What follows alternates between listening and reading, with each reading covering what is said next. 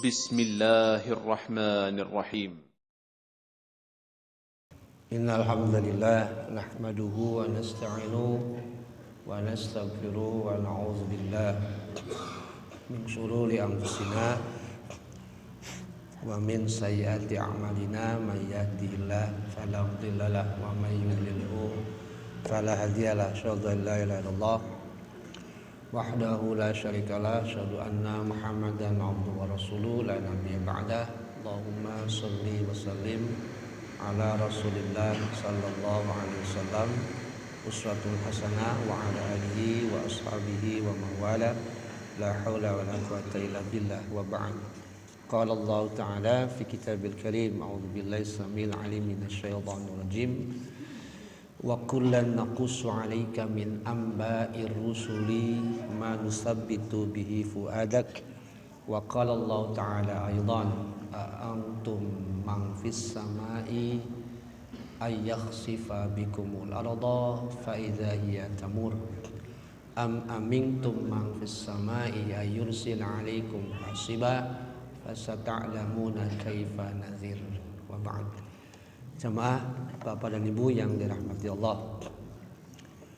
dua kalimat yang barangkali secara diametral kontra perlu kita ucapkan.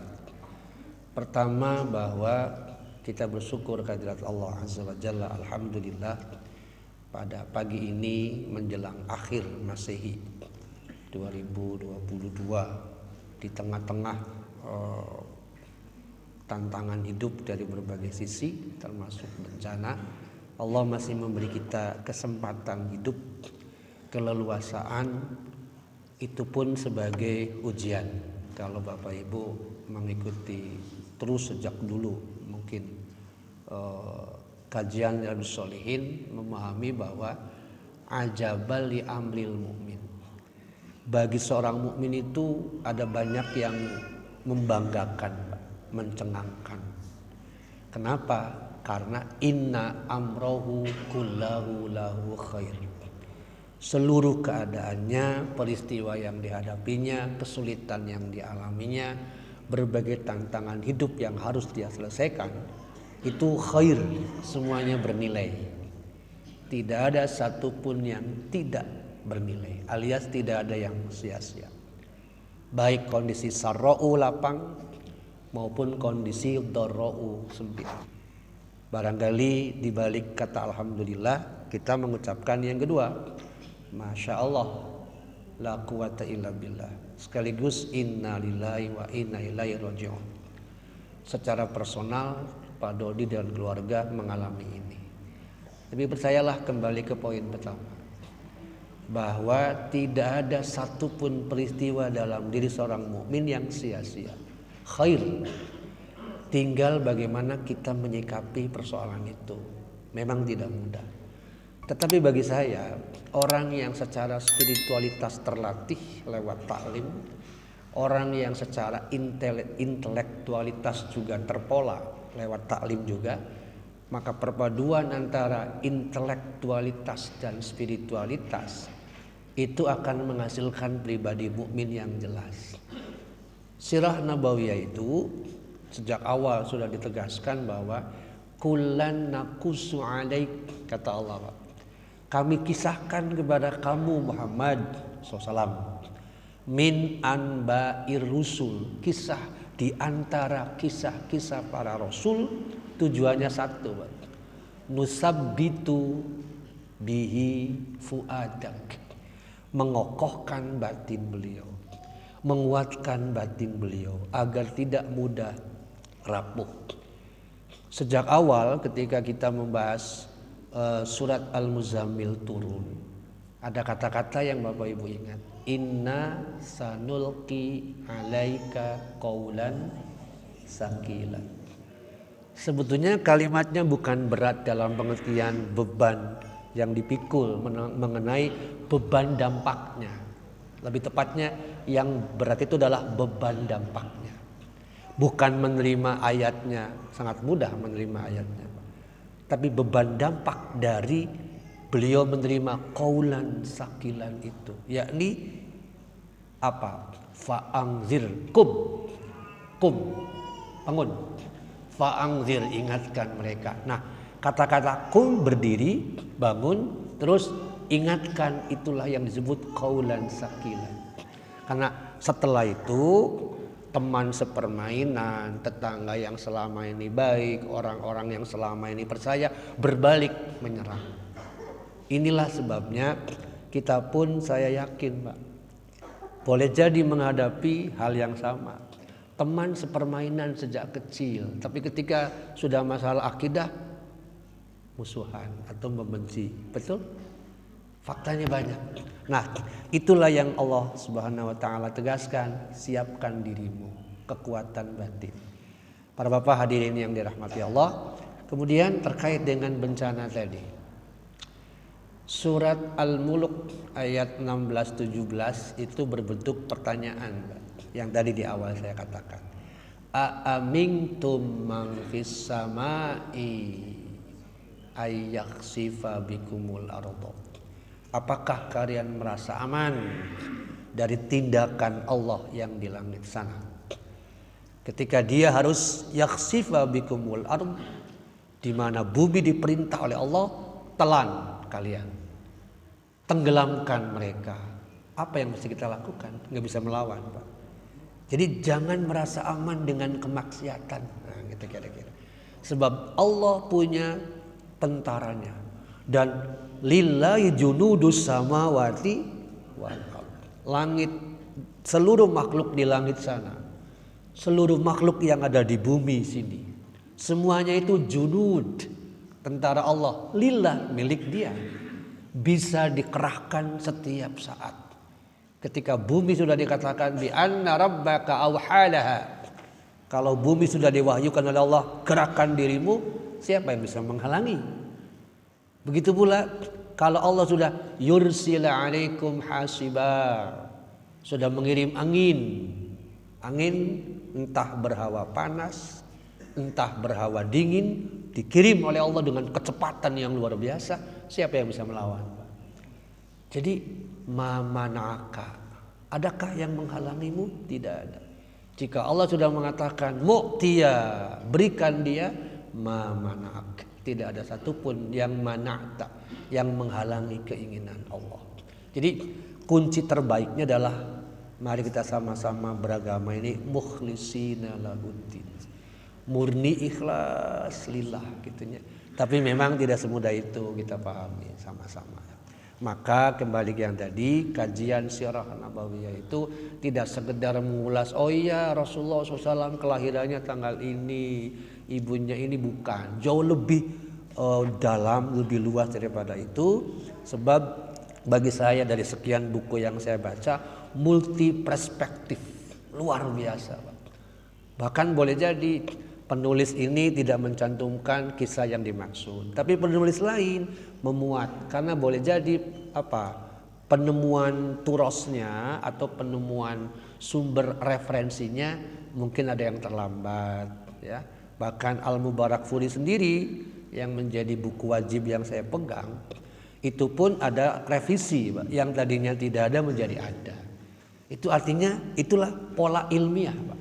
Oh iya, buku edisi pertama lupa itu belum dimasukkan. Nanti buku edisi kedua dimasukkan lagi, namanya revise, ya, revisi. Dan itu wajar, namanya sejarah, ya. Baik para bapak dan ibu, hari ini kita akan bahas, sudah memasuki mengenai bagaimana Rikhlatul Mubarakah, perjalanan yang penuh berkah sehingga beliau semakin kuat spirit of dakwahnya. Kita tahu bahwa jauh sebelum ini beliau mengalami tantangan yang luar biasa berat. Nanti ada dua hal yang menarik. Pertama tentang Rikhlatul Mubarakah, yakni Isra dan Mi'raj. Nanti peristiwa kedua adalah turunnya surat Yusuf. Mungkin surat Yusuf akan saya bahas lebih jelas, maksudnya total tapi ya, tidak rinci. Paling tidak kita bisa menangkap pesan-pesan moral dari kisah Yusuf. Sebab selama ini kalau Bapak Ibu tahu ya, di lingkungan ada nggak mitos baca surat Yusuf? Ada kan?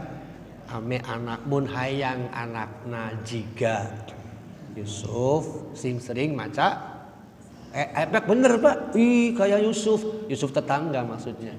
Jadi jangan-jangan Yusuf tetangga itu ikutan saham. Tapi kalau Yusuf alaihissalam yang dimaksud adalah Nabi, jaka sembung makan putih. Nyambung, gitu nggak ada hubungannya. Tapi, nah yang dimaksud adalah ketika kita mengisahkan kisah Yusuf dimulai dari ayat 4 sampai ayat 101, maka boleh jadi yang dilahirkan adalah karakter anak yang hebat, yang tangguh menghadapi apapun. Jadi kalau disingkat ya, nanti kita bahas lebih rinci setelah mungkin 2-3 kali ya. Awal Januari mungkin awal Februari ya. Kalau kita lihat jadwalnya gitu, lihat nilainya adalah ayat 4 sampai 7 itu the dream of blueprint for life kira-kira gitu.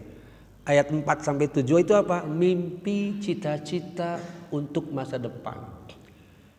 Sedangkan ayat 100 dan 101 adalah hasil akhir yang sekaligus menggambarkan watak asli Yusuf alaihissalam. Nah pertanyaannya, apakah penentunya itu di awal atau di akhir? Bukan.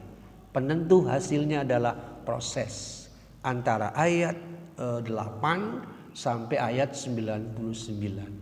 Nah ayat 8 sampai 99 ini tantangannya multi, Pak.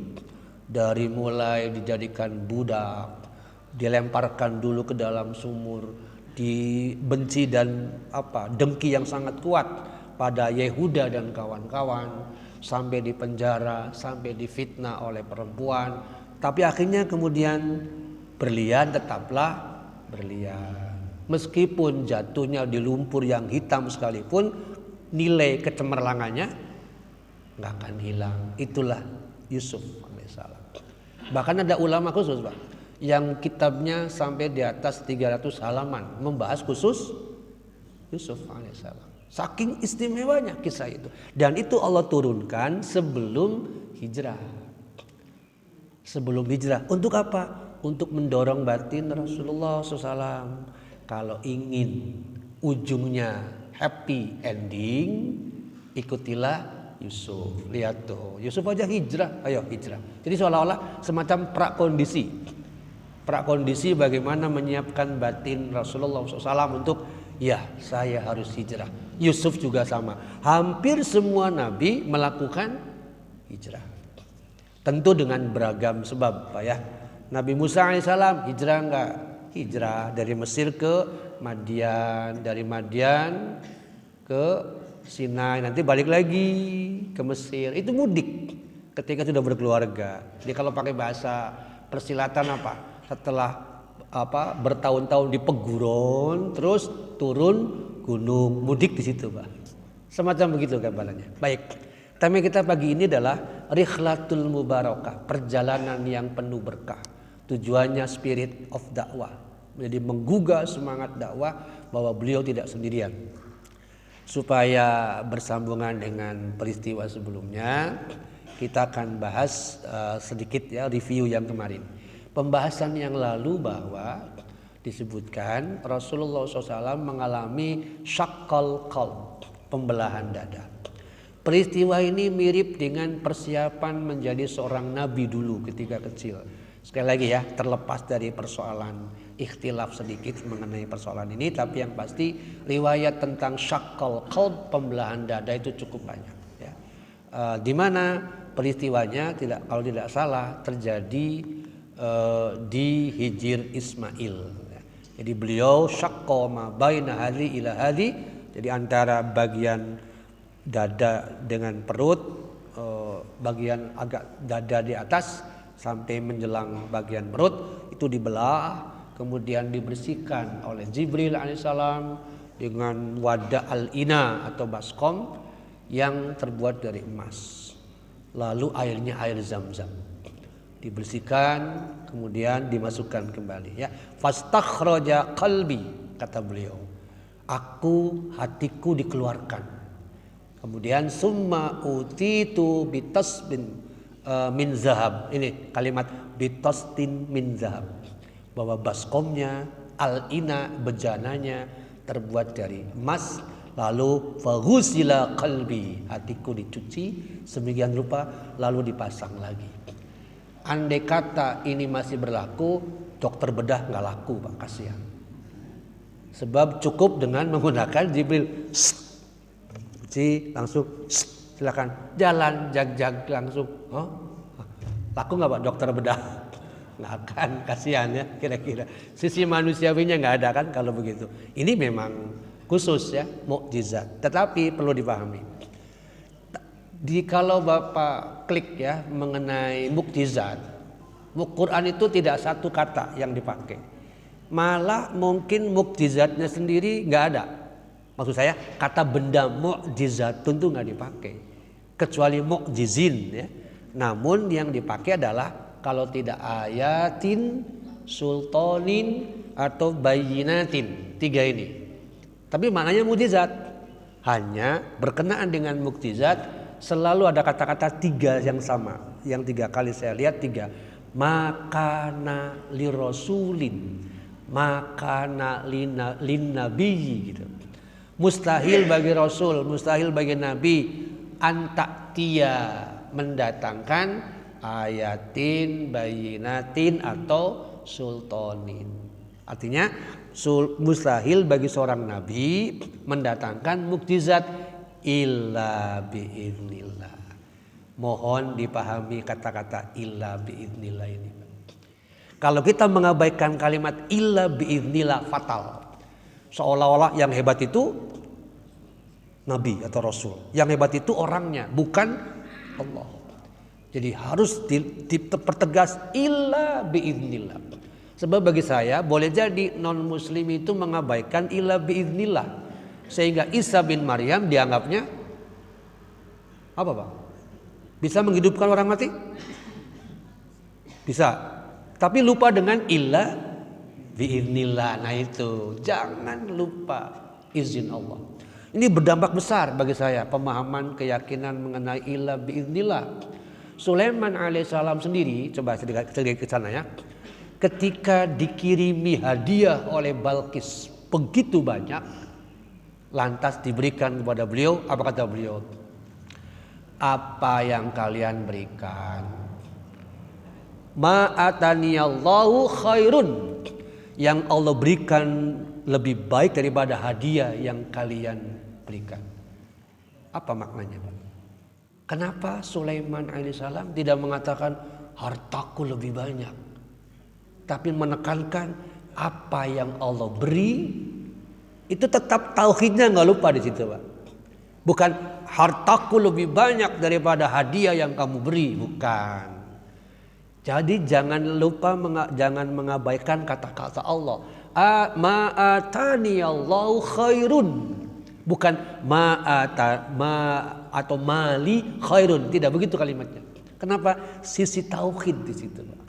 Nah kembali ke yang tadi ya tentang mukjizat.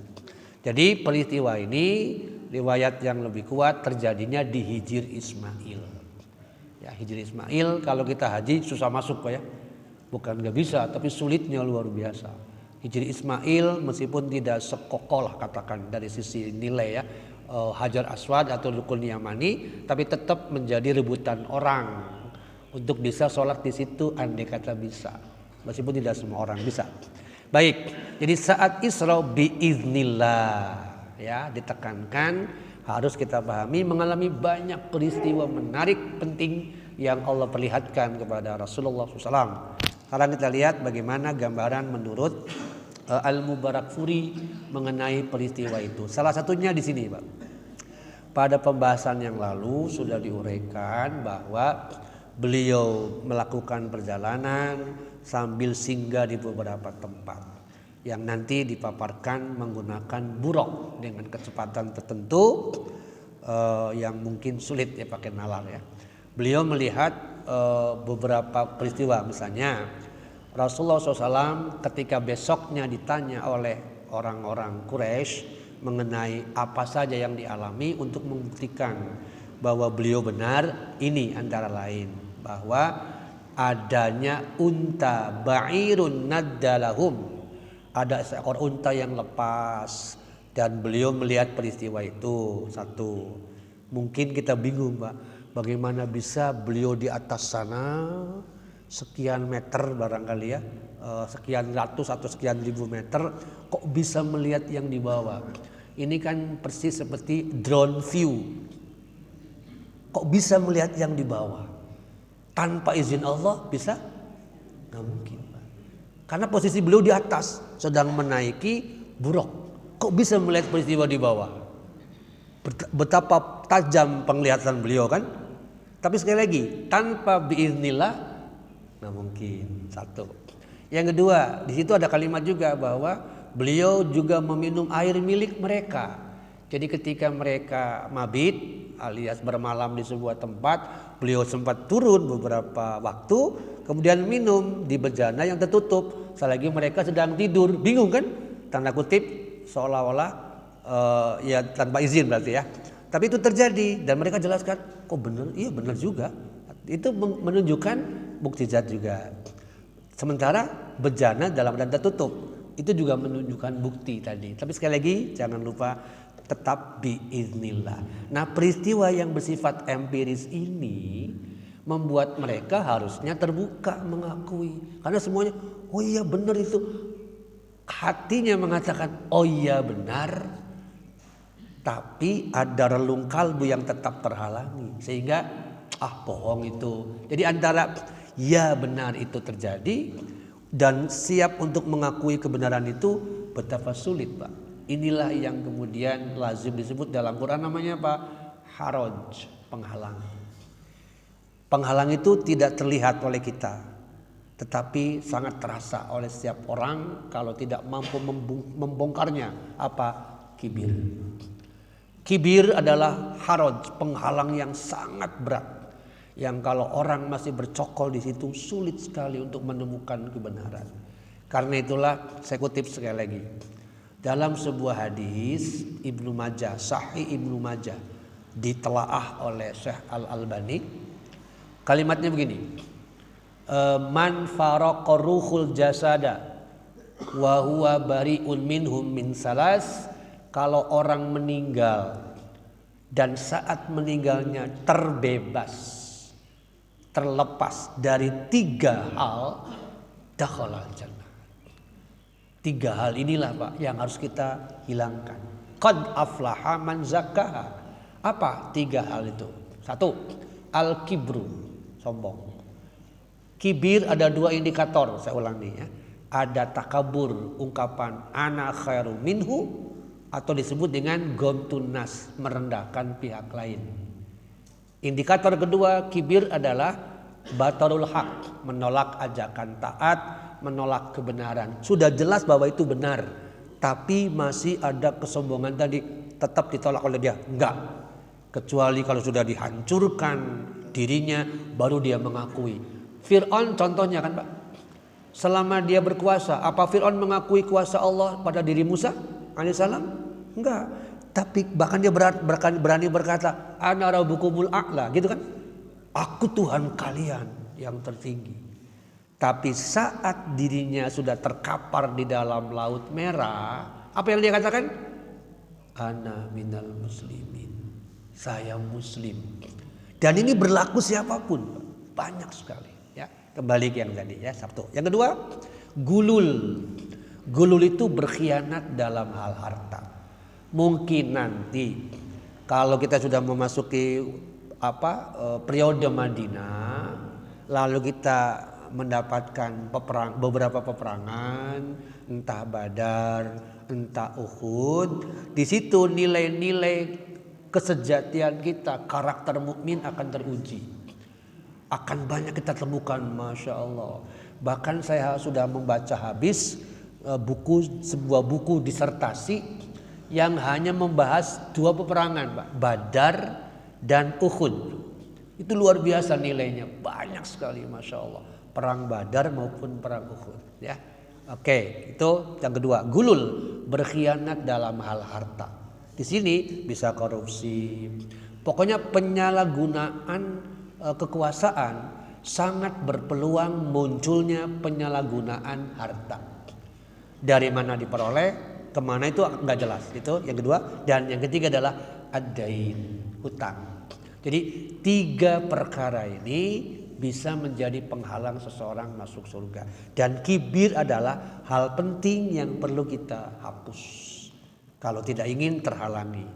Kembali ke yang tadi para bapak. Nah, kebanyakan tokoh-tokoh Quraisy terjebak di situ, yakni kibir tadi.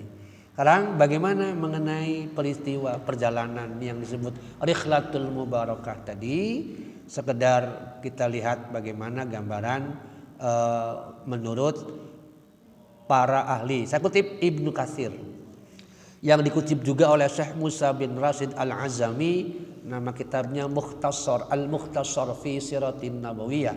Beliau menyebut qala al-Hafidz Ibnu Katsir, berkatalah Ibnu Katsir bahwa al-aktsaruna minal ulama, kebanyakan ulama menyebutkan bahwa usriya, diisrokannya beliau Rasulullah SAW adalah gabungan dari bibadanihi wa ruhihi.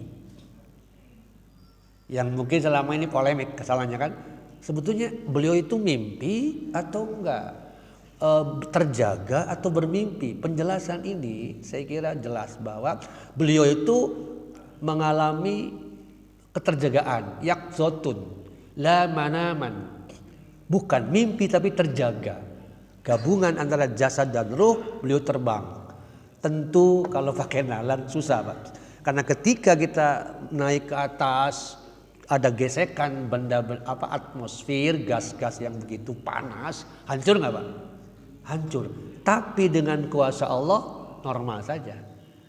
Itu gambarannya ya. Jadi kecepatan yang luar biasa membuat beliau dengan ya tentu sekali lagi ya, perlindungan, proteksi Allah yang maha kuasa, segalanya bisa. Yang pasti kembali tadi bahwa bibadanihi wa ruhihi. Ini kesimpulannya yang mungkin sempat ditanyakan dari apa yang dipaparkan oleh Ibnu Katsir. Nah, peristiwa yang sangat mencengangkan itulah, yang dahsyat, yang hebat. Makanya digunakanlah kalimat subhanalladzi asra bi'abdi. Ada kalimat tasbih di awal, ada kalimat hamba di tengah-tengah. Berarti banyak ulama tafsir yang mengatakan, mengapa penggunaannya bukan subhanalladzi asra bi rasulihi? Kenapa bi'abdihi kan Pak? Untuk mempertegas bahwa Isra Mi'raj full keinginan Allah tanpa intervensi manusia, baik keinginannya, prosesnya, caranya sampai ke tingkat yang paling tinggi nanti itu semua full. Balik lagi biiznillah, kuasa Allah tadi. Bagi Rasulullah SAW peristiwa ini merupakan sesuatu yang sangat spektakuler karena belum pernah terbayang sama sekali, sekaligus menjadi pelipur lara karena nanti akan terjadi dialog dengan para nabi yang di alam sana, sehingga mereka memberikan motivasi kepada beliau terkait dengan tantangan-tantangan dakwah.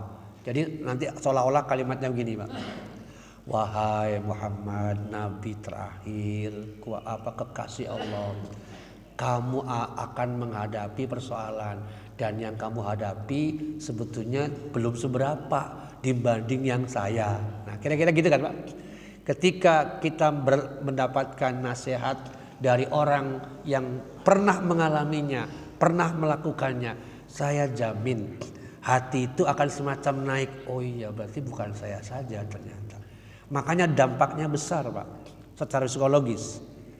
Ketika seseorang menghadapi masalah yang pelik, tidak keluar, tidak punya tempat pengaduan, tidak punya tempat berkeluh kesah, dia pendam sendirian, ini sangat berbahaya. Pada dirinya akan muncul kemungkinan split personality. Tapi bagi mukmin jelas, pada saat mengalami tantangan hidup, Allah adalah tempat. Makanya Allah dalam surat Al-Ikhlas disebut apa Pak? Ayat kedua. Allahus Somad. As-Somad itu yang dituju, yang diharapkan, yang digandrungi. Makanya bagi mukmin nggak perlu dan nggak boleh punya keputusasaan kalau tauhidnya benar. Coba kita lihat, belajar dari Nabi yang pernah saya kutip. Yusuf 86 mengatakan, Yakub alaihissalam berkata, ketika hilang Yusuf, bilang juga Bunyamin, innama ashku basi wa khuzni ilallah. Aku jeritkan, aku adukan, aku keluhkan seluruh kesusahanku, seluruh kesedihanku kepada Allah. Jadi tempatnya jelas, Pak.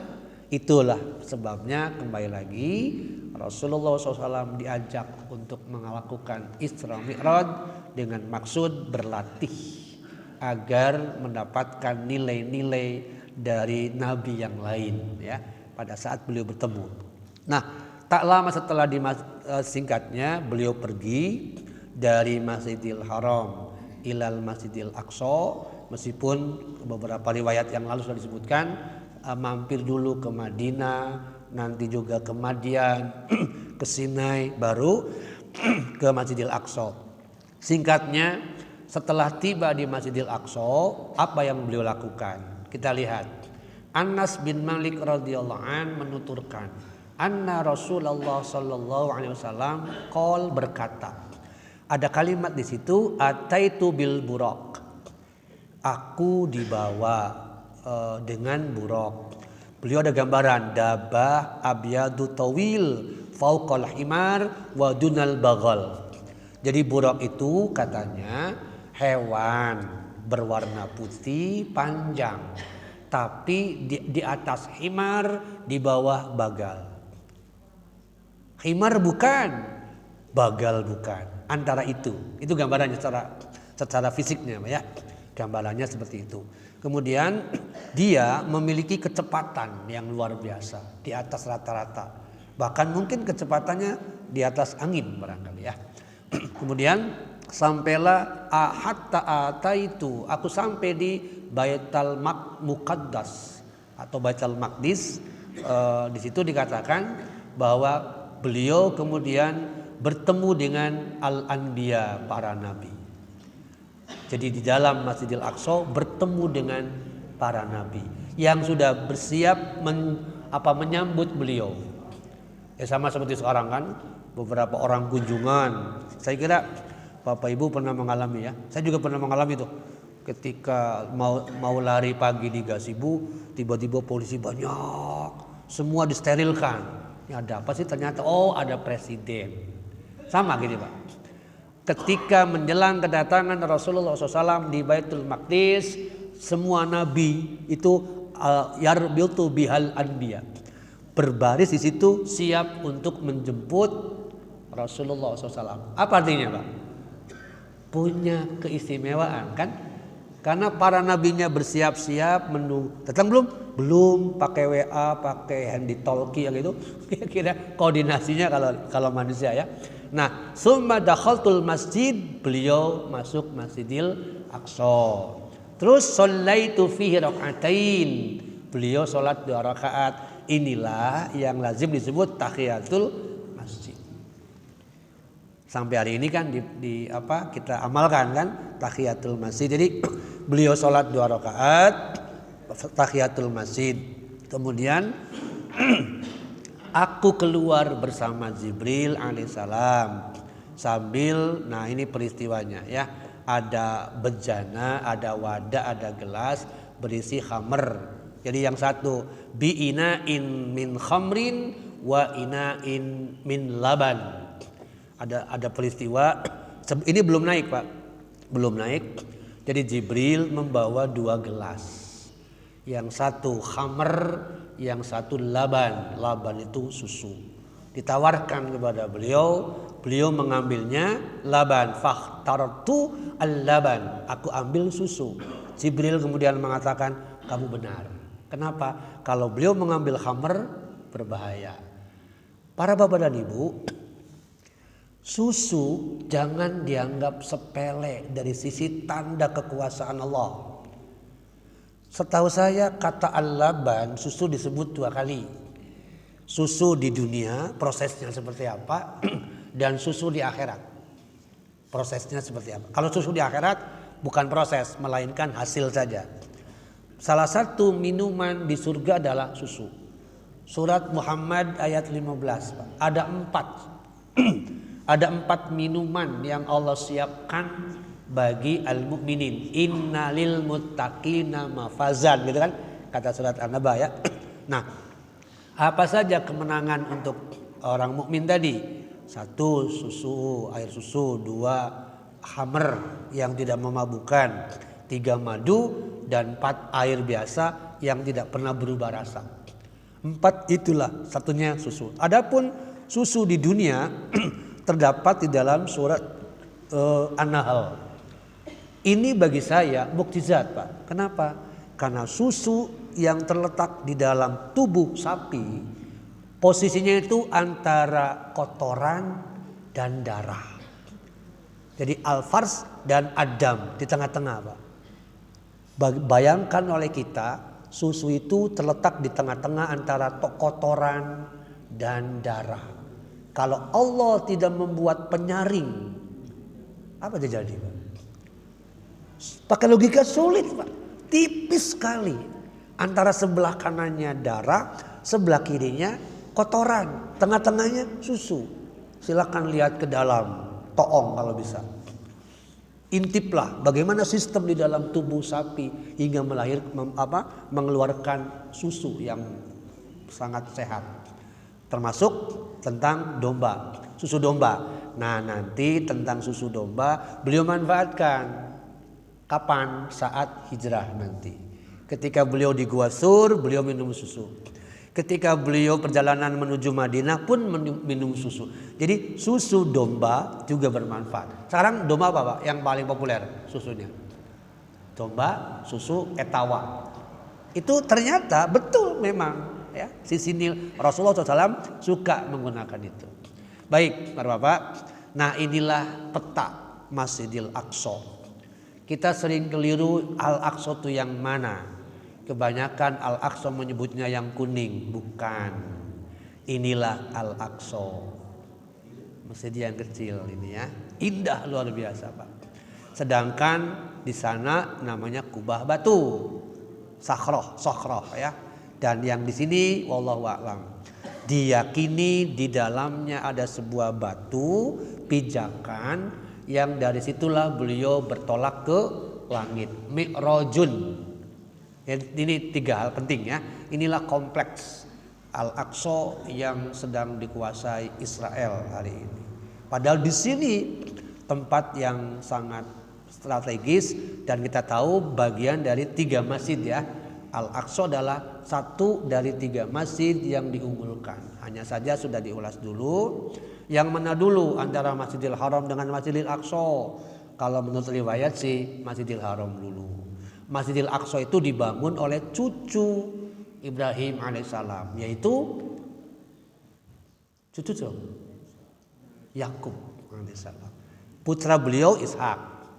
Ishak punya putra Yakub. Nah, Yakublah yang membangun pertama kali Al-Aqsa. Nanti diperluas oleh Sulaiman alaihissalam dan di zaman sahabat oleh Umar bin Khattab radhiyallahu anhu.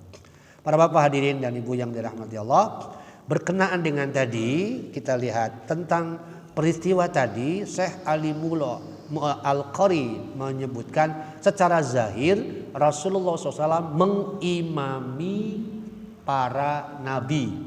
Jadi ketika beliau masuk ke dalam masjid, setelah sholat 2 rakaat, barulah kemudian namanya tadi ya tahiyatul masjid. Disebutkan bahwa beliau mengimami para nabi yang ikut sholat di dalamnya. Ini juga diperkuat oleh pendapat Syekh Al-Azami yang tadi saya sebutkan, bahwa 2 riwayat ini, 2 kitab ini bagi saya sudah cukup memadai bahwa Rasulullah SAW menjadi al-imam sholat bagi para nabi yang ketika itu hadir. Kembali para bapak. Nah, secara bahasa sekarang setelah selesai menunaikan sholat, barulah beliau bertolak ke atas, namanya Mi'raj. Disebutkan, sekarang kita lihat dulu. Apa itu Mi'raj? Jarang digunakan dalam Quran. Araja ya'ruju pengertiannya beberapa. Ada nazala yang saya buka kamus ya. Maknanya bisa nazala, bisa tawaqqafa, bisa irtafa'at. Nah, makna ketiga inilah yang menunjukkan bahwa mi'raj itu sama dengan naik alias mengangkat juga bisa ya. Naik ke tingkat yang lebih tinggi. Kalimatnya diperkuat oleh riwayat Anas bin Malik. Saya kutip, ada yang dari Bukhari, ada yang dari Sahih Muslim. Di sini disebutkan bahwa ketika beliau sudah beres menunaikan sholat di Masjidil Haram, summa akhadha biyadi, Jibril memegang tanganku. Fa'araja bi ilas sama. Jibril memegang tanganku. Mungkin kalau dipraktekkan, ya kita mulai berangkat, dipegang Pak oleh Jibril. Lalu araja bi ilas sama. Naiklah berdua ke langit. Falamma ji'na sama ad-dunya. Ketika sampai di langit dunia. Berarti langit dunia itu sebut saja langit pertama. Qala Jibril berkata kepada siapa? Li khizanis sama idunya, kepada penjaga langit pertama. Ini yang sulit Pak ya akalnya, karena jarak bumi sekarang langit pertama itu batasnya yang mana sih? Apakah yang berwarna biru itu? Wallahu a'lam. Itu sulit sekali. Apakah yang di atasnya lagi? Itu logika kita udah masuk ya. Tapi yang pasti Jibril mengucapkan salam. Ini menggambarkan adab kan. Kulonuwun, bertamu. Jadi wajar kalau beliau kemudian li khazinis sama idunya, meminta izin kepada penjaga langit dunia tadi. Kalimat sama ad-dunya itu bisa kita temukan antara lain dalam surat Al-Mulk Pak. Bahwa kata Allah walaqad zayyana sama ad-dunya bimasobi, kami hiasi langit dunia ini dengan bintang-bintang.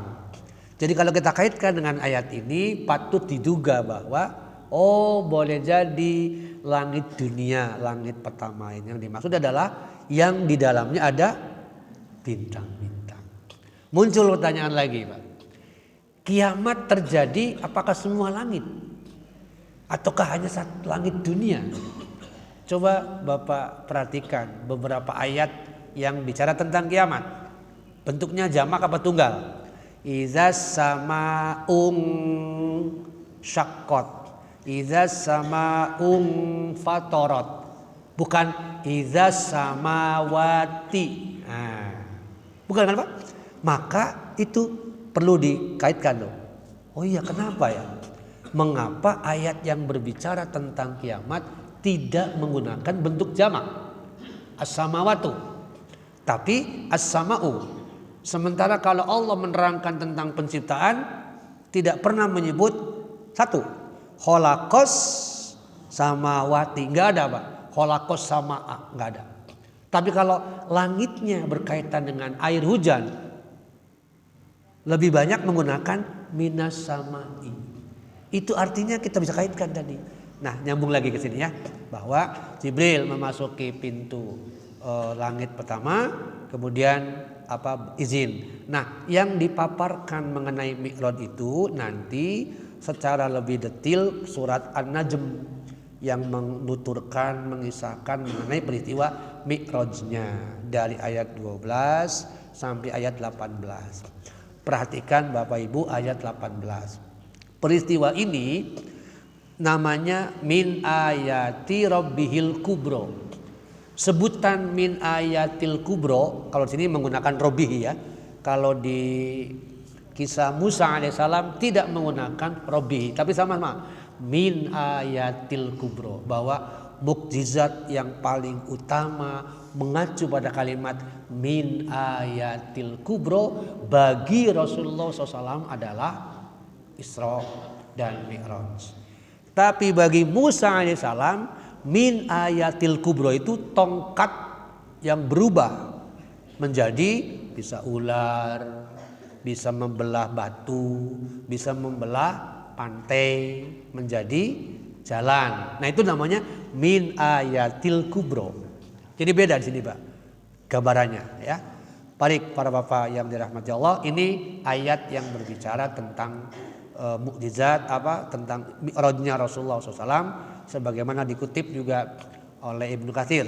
Dalam riwayat lain, kalimat yang digunakan itu bukan ataitu, tapi fakhumiltu alaihi fantaliqa bi Jibril hatta sama ad-dunya. Jadi penggunaan kalimatnya sedikit berbeda antara riwayat yang satu Muslim dengan riwayat Bukhari. Yang satu ataitu, yang satu khumiltu. Tapi maknanya sama, yakni memegang tangan beliau, kemudian dinaikkanlah beliau ke atas buraq. Wal buraku yang tadi sudah disebutkan, buraq itu bukan khimar, bukan bagal, tapi di antara keduanya berwarna putih. Kemudian naiklah ke atas sampai ke atas sama ad-dunya, langit dunia tadi. Baik para bapak, singkatnya, kemudian ini sekedar gambaran bahwa Malik So'ah, yang lain menyebutnya Malik bin Anas, menceritakan seperti tadi, hatta ataina sama ad-dunya, hingga melebihi tempat namanya langit dunia. Apa yang kemudian terjadi? Kita lihat. Berkaitan dengan penamaan makhluk tadi, mungkin ini sekedar informasi saja, bahwa kecepatan yang dimiliki oleh buraq tadi adalah bisa kita bayangkan Pak, 300 km per detik, bukan per jam Pak. Coba bayangkan 300 km per detik kecepatan itu. Ini menurut seorang ahli ya, diduga tentu ya. Ini kan akal pikiran Pak. Padahal boleh jadi lebih dari itu kan. Kuasa Allah tidak ada yang tidak mungkin Pak. Jadi bayangkan untuk bisa menerobos garis tengah langit sana perlu waktu 10 miliar tahun cahaya. Logika kita seperti apa, Masya Allah. Maka kembali ke awal, tasbih yang kita ucapkan. Subhanalladzi asra bi'abdi. Sebab sudah kita dengar bahwa tasbih itu bentuk gambaran kekaguman kita kepada Allah, dan kita yakin tidak ada yang mampu melakukan ini selain Allah. Itulah tasbih dipakai. Berbeda kata ulama dengan kalimat Masya Allah yang di dalamnya ada unsur keterlibatan manusia. Itu perbedaan antara tasbih ya. Baik para bapak dan hadirin rahimakumullah. Lanjut terkait dengan buraq tadi, dipertegas oleh riwayat ini mengenai apa sebetulnya hakikat buraq tadi ya. Bahwa di sini dikatakan idza ata'ala jabal irtafa'at rijlahu. Ini ketinggiannya, besarnya buraq digambarkan oleh seperti ini. Sifat buraq, seekor hewan yang warna bulunya putih, tubuhnya panjang, tingginya melebihi keledai dan lebih kecil dari bagal.